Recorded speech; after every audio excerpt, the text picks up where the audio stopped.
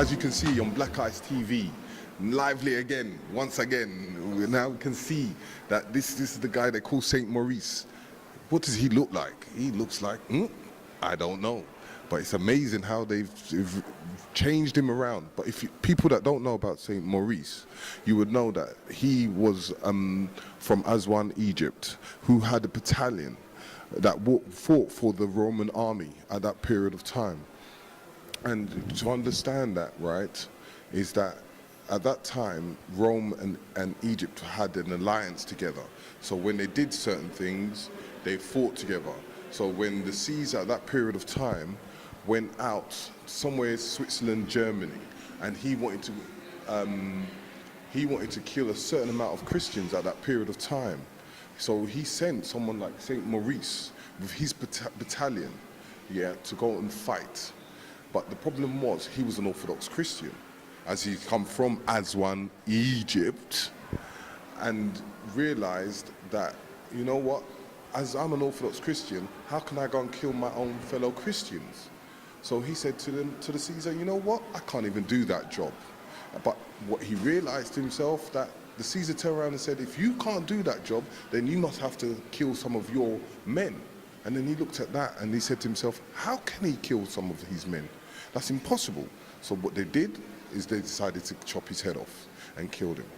But at the end of the day, what happened was, in places like Switzerland and in Germany, they saw him as a saint. So this is why they called him Saint Maurice. But then when you look in later of life, and I will show you through the Black and Moors book, which you should get, it will show you what he kind of looked like. But in the 1500s, as we go into the Moor period of times, they represented him as in being more of a saint, as I will show you in the picture right now.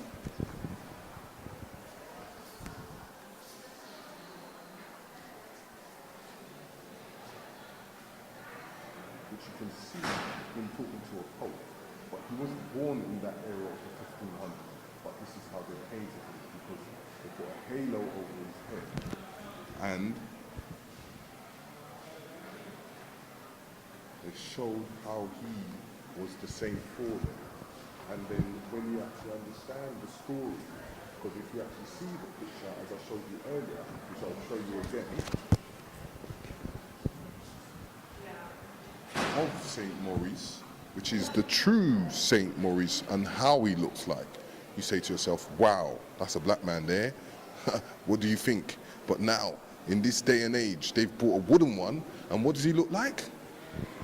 You ask yourself, because it makes me laugh every day I see this. Does this look like Saint Maurice? But this is what they try to say he looks like.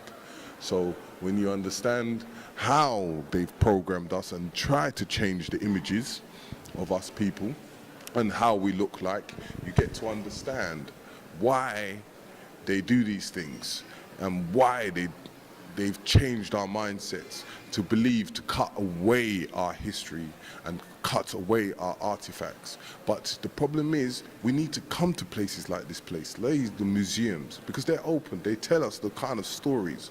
Remember, don't read it literally. Understand the message. The message is what it says on the sign. The message is what the information says on the sign. But when you read it literally, you get this. This is the image that you get when you take things literally. So we're going to move on, and we're going to see bits and bobs of that period of time, of what some of these guys did at that period of time. So we're going to go upstairs, we're going to see the potteries and things like that of that period to show you what we was doing and what we was about.